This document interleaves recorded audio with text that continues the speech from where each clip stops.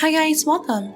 The Uncle from Another World collab event is coming this Christmas, and in this video we'll dive into the detailed skill analysis of Ancient Artifact User, the newest anime collab hero class. We'll explore her skill mechanics and analyze her pros and cons in both PvE and PvP. Alright, without further ado, let's begin. First, we have Ancient Artifact User's core passive skill, which attaches one additional instance of magic damage upon using an attack skill. All of her attack skills deal physical damage, and thus with this core passive, she'll deal both physical and magic damage. And when her core passive is at max level, 2 instances of magic damage will be inflicted. The first magic damage procs after 0.3 seconds, while the second magic damage procs after 0.5 seconds, regardless if the physical hit misses. The magic damage is computed based on her magic attack times the original skill multiplier times 180%, so it's far stronger than the physical part. Another interesting part of her core passive is a computation of defense and damage reduction. At level 4 core passive, both her Ignore Def and Ignore M Def values are added together when calculating defense, meaning you can just aim for 100% Ignore Def and 100% Ignore M Def to reach 200% target in PvE instances. Similarly, when calculating damage reduction, her physical and magic penetration are combined together. This ensures that both physical and magic parts of her damage can benefit from these 4 stats. In order to reach Ancient Artifact User's max damage potential, it's a must-reach level 7 core passive. Moreover, building her as pure magic DPS will be more impactful than a pure physical DPS, since more than 80% of her total damage output would come from magic. Next, let's look at Ancient Artifact User's 2 offensive skills. Both her damaging skills are considered melee physical skill damage with convertible element. These skills will incorporate the additional magic damage from her core passive. First is Horizontal Slash, which locks onto one enemy and then performs a horizontal slash, dealing physical damage to all enemies within a 4-meter, 120-degree fan-shaped area. It already has a high attack multiplier, and with this S-rune, its damage can further increase by up to 50% as long as it is used continuously. It serves as Ancient Artifact User's primary skill for dealing sustained damage, especially against targets with HP shield or damage cap mechanic. Horizontal Slash has a 2-second cooldown, so the attack frequency is lower as compared to Wrath Khaleesi's Blade of Order or Genesis' rechargeable incendiary gun. However, this can be reduced to 1 second as long as she continuously casts this skill, thanks to her Emerald Heart passive. In addition to dealing damage, Horizontal Slash also grants the ability to clear 1 negative effect on herself for each enemy hit, thus she'll be strong against opponents who rely on applying debuffs to gain an advantage. Her other offensive skill is Super Long Star Wave Break, which is a heavy burst damaging skill. During a short chanting period, Ancient Artifact User raises her sword to the sky, extending it upward. While chanting, the direction of the sword can be adjusted, and afterwards she will strike the sword, dealing massive physical damage to enemies within a 3x13-meter area in front. Although it has a super large AoE, the maximum number of enemies that can be hit is limited to 10 only. The skill multiplier is affected by strength attributes, wherein every 20 points of strength would add 100%. Hence, it's essential to allot higher points on strength even if going for a full magic build. Another thing to note is that if the enemy is within 5 meters, the damage they receive will be further increased by 50%. Furthermore, all enemies hit by Super Long Star Wave Break will enter the Black Hole status. This is similar with Hunter, Sage, and Rogue's Black Hole status, which can prevent the target from doing any action while removing all their buffs, even those which are undispellable. The only difference is that the target can be attacked for 3 seconds, so it's a lot easier to kill her targets. Although it has a pretty long cooldown of 12 seconds, it can still be lowered by her Emerald Heart passive, CD Reduction Gears, and Suffragium Sacrifice Oath buff from Priest. Despite 1.5 second fixed cast time, it can still be insta-cast if you get a high value for the related star rune and couple it with Dark Illusion star card in your headgear. Next, let's take a look at her active buff skills. First is Enchanted Weapon, which is an offensive buff that expands the range of attack skills by 2 meters, enabling her to easily reach the enemy backline. With this buff, Horizontal Slash can now be cast from a range of 5.5 meters and can reach all enemies within a 6-meter fan-shaped area in front of you. Meanwhile, Super Long Star Wave Break's AoE will be expanded to a 5x15 meter area and can be casted from up to 12 meters. Furthermore, Enchanted Weapon also gives offensive stats, with a 30% increase in both final damage and magic attack.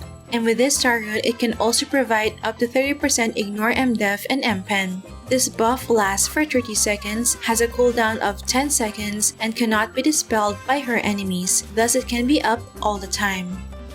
Her other buff skill is Camouflage, which is a defensive buff that affects her and nearby teammates within 6 meters.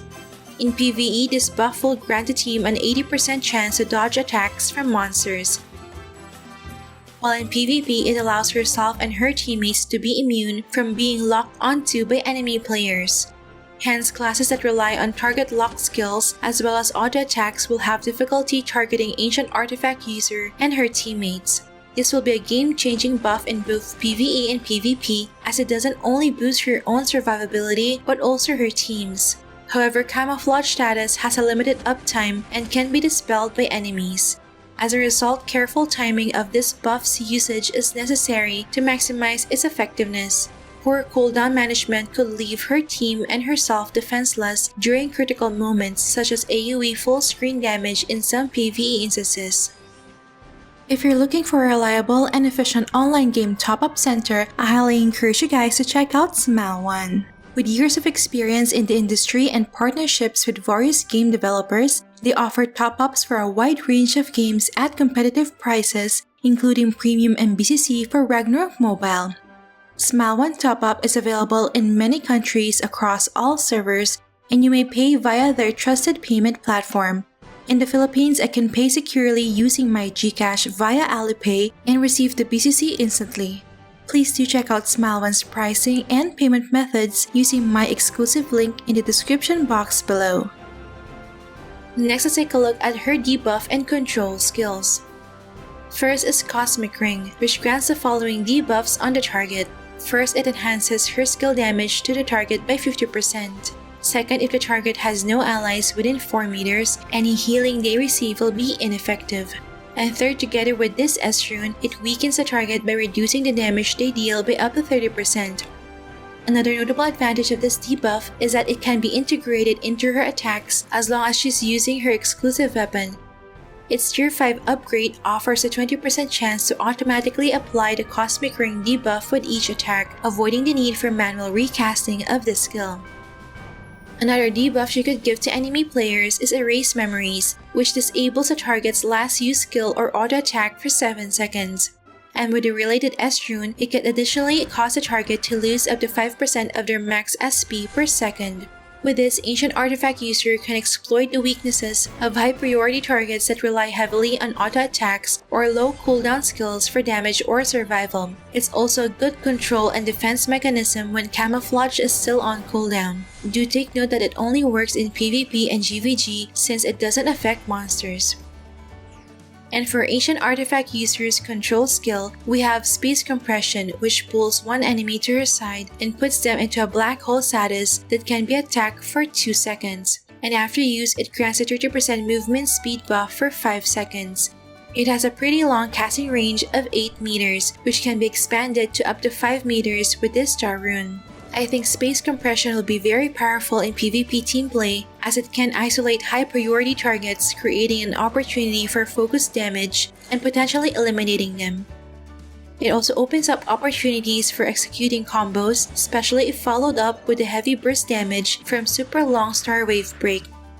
But of course, it can still be quite risky if the wrong target is pulled or if the team cannot follow up with good damage.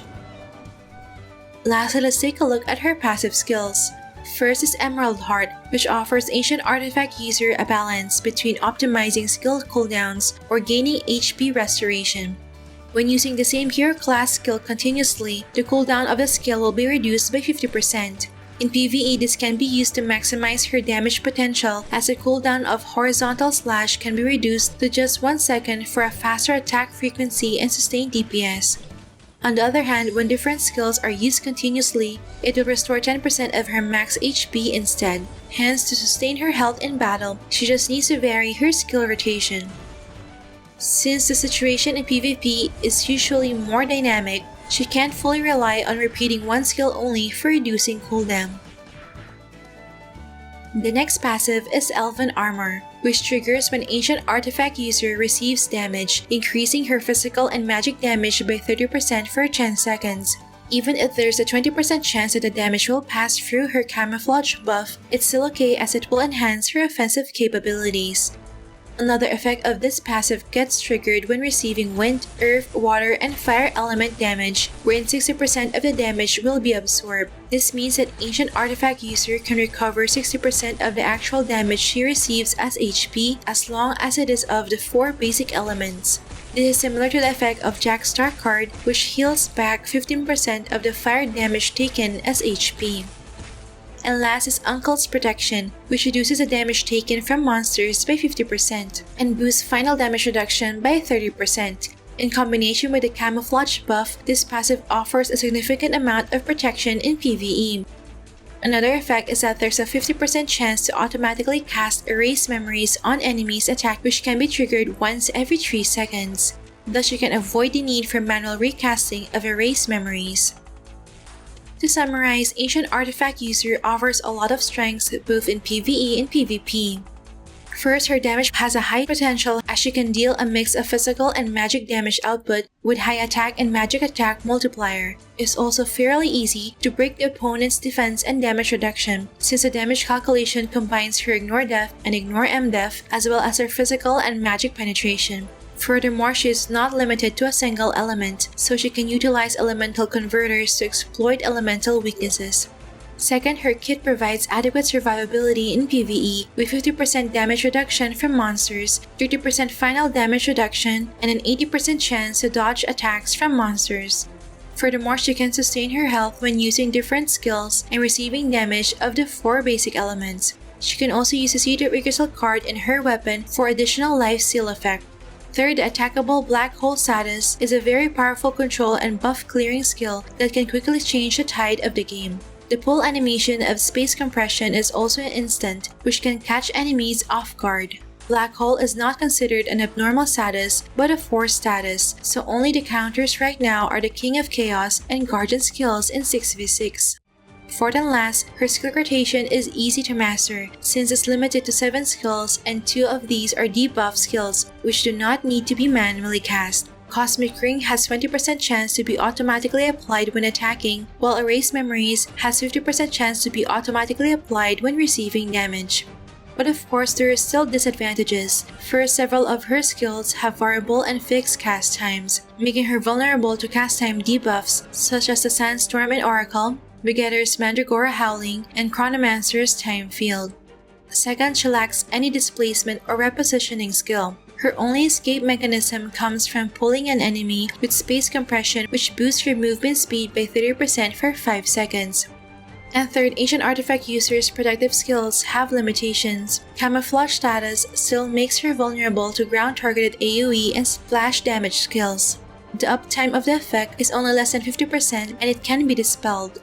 Meanwhile, Elven Armor still makes her susceptible to the other 6 elements. Moreover, she lacks any anti-fatal and HP block skill, making the Horn of Unyielding Ancient Relic a vital tool for survival. Overall, Ancient Artifact user's skill set is really interesting for both PvE and PvP, and the new skill interactions will definitely shake the meta. How about you guys? Do you think it's worth it to unlock Ancient Artifact user? Share your thoughts in the comment section below. I'll also be releasing a full guide on her DPS build in another video, so stay tuned for that. Alright, that's it for this video guys. Don't forget to like if you enjoyed watching this guide.